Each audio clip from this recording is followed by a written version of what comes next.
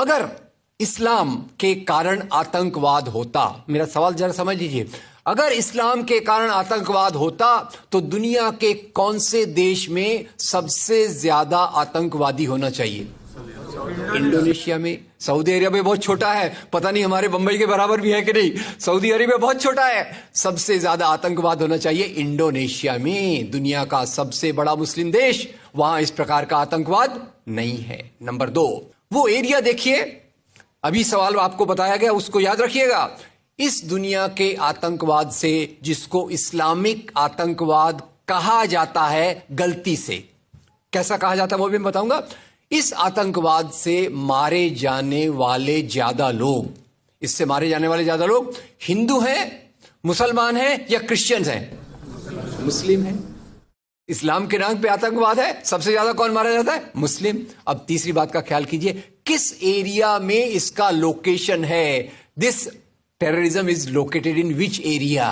तो उस एरिया की मैं 3 आपको बातें बताता हूं। उस एरिया में, जिसको मैं वेस्ट एशिया कहता हूं, पश्चिम एशिया में 3 चीजें हैं। नंबर 1, वहां रहने वालों में मुसलमान ज्यादा है, यस नो? उसी एरिया में आतंकवाद ज्यादा है, उसी एरिया में तेल का खजाना है। तो आतंकवाद तेल के कारण है कि इस्लाम के कारण है? तेल के कारण है। और तेल का कब्जा कौन करना चाहता है?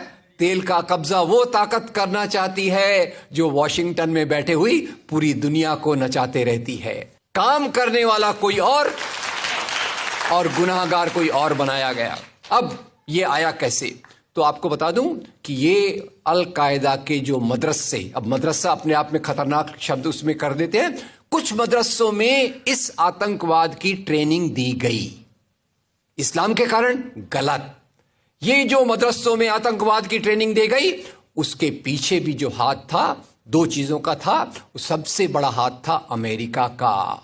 अमेरिका ने $8,000 मिलियन, 7,000 टन हथियार दिए अल कायदा को। उनका ब्रेन वॉश किया गया। इस्लाम के जो 2 महत्वपूर्ण शब्द हैं, माफ कीजिएगा अगर मैं कुछ गलत कहूं, मैं इस्लाम का स्कॉलर नहीं हूं, समझने की कोशिश करता हूं, कुछ मैंने गलत कहा तो उसको माफ कर दीजिएगा। तो 2 शब्दों को उन्होंने बदल दिया। एक शब्द था जिहाद। जिहाद तो जो है जिहाद अकबर, जिहाद असगर। जहां तक मेरी समझ है, जिहाद अकबर का मतलब होता है अपनी बुराइयों के खिलाफ लड़ना। जिहाद असगर का मतलब होता है समाज की बुराइयों के खिलाफ संघर्ष करना। तो इस जिहाद शब्द का मतलब बदल कर दिया गया कि जो भी व्यक्ति आपसे असहमत है, जो भी व्यक्ति को, किसी को पहले काफिर लेबल करो। अब काफिर का भी एक बहुत अलग मतलब है, I won't go to the details of that. तो काफिर किसी को बोलो, उसको मारो, तो उसको जिहाद के नाम दिया गया। और ये ट्रेनिंग उन मदरसाओं में हुई जिसको अमेरिका ने पैसा दिया, अमेरिका ने सिलेबस भी दिया। और तो और मेरी समझ है, मदरसों में कुरान की ट्रेनिंग देते हैं। वो कैसे होना चाहिए वो आपके बीच में चर्चा का मुद्दा है, पर यहां जो ट्रेनिंग दी गई उसका सिलेबस वॉशिंगटन में बनाया गया। और खैर, ये क्यों बनाया गया उसके पीछे मैं पहले बहुत कोशिश करके, मेहनत करके लोगों को बोलता था ये अल कायदा इसके लिए बनाया गया। बाद में मेरे हाथ में एक बहुत अच्छी चीज आई। अब यूट्यूब में कई चीजें बहुत अच्छी है, कई चीजें खराब हैं। यूट्यूब के कारण हमारे कई नौजवान भटक भी रहे हैं, पर यूट्यूब की कुछ अच्छी चीजें आपको बताता हूं।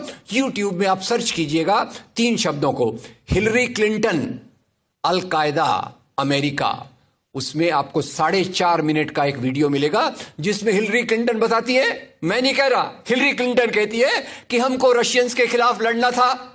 हमारी फौजें जो वियतनाम से एकदम डिमोरलाइज होकर आई थी वो तैयार नहीं थी, तो इन एशिया के मुसलमानों के नौजवानों के कंधे पर रखकर हमने अपनी बंदूक चलाई। हमने अलकायदा खड़ा किया, हमारा काम हो गया, हम अपने हाथ धो लिए और हम अपने वापस आ गए। तो यानी हमने कैंसर के बीज डाल दिए, हम तो अपने देश में सुरक्षित हैं। उसका जो नतीजा भुगतना हो वो एशिया के लोग भुगते, वेस्ट एशिया के लोग भुगते। और उसी के साथ 9/11 के बाद, उसी के साथ अमेरिकन मीडिया ने एक सबसे खराब काम किया, the most anti human act in the history of Mankind. मैं पूरी जिम्मेदारी से ये शब्द कह रहा हूं। क्या किया था अमेरिकन मीडिया ने? अमेरिकन मीडिया ने धर्म को आतंकवाद से जोड़ दिया। मजहब जो मोहब्बत सिखाता है, मजहब जो इंसान को इंसान बनना सिखाता है, उस मजहब के साथ इन्होंने आतंकवाद को जोड़ दिया और एक शब्द बनाया पहली बार, इस्लामिक टेररिज्म।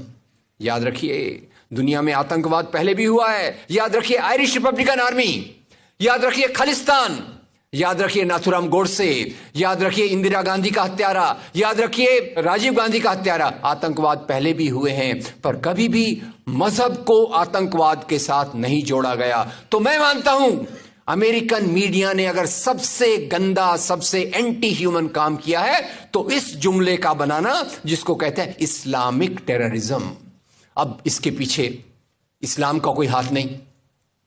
जिहाद शब्द का मतलब बदल दिया गया और काफिर शब्द का मतलब बदल दिया गया। यहां से ब्रेन वॉश की एक प्रोसेस चालू हुई और इसी को मैं कहता हूं, ये प्रोसेस जो चालू की, ये प्रक्रिया एक कैंसर होती है। मेरा थोड़ा मेडिकल बैकग्राउंड है, मैं जानता हूं कैंसर शुरुआत में होता है, आपने ट्रीट कर लिया तो ठीक है, जब वो फाइनल स्टेज में जाता है तो पूरी दुनिया की बर्बादी करने पे तुल जाता है। और वही बात अलकायदा के साथ हुई। अलकायदा के बाद मामला वहीं खत्म नहीं होता।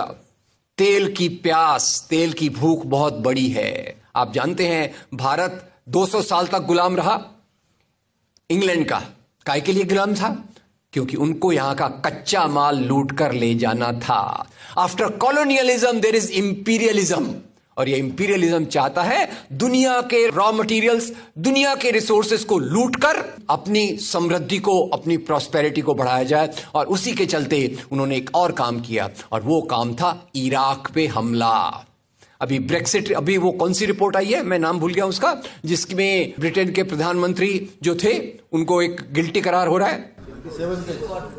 वो रिपोर्ट में पहले उन्होंने तय कर लिया कि हमको इराक पे हमला करना है, बाद में आर्ग्यूमेंट ढूंढते रहे कि भाई कौन सी बात पे हम इराक पे हमला करें। तो बोले अरे इराक के पास तो वेपन्स ऑफ मास डिस्ट्रक्शन है।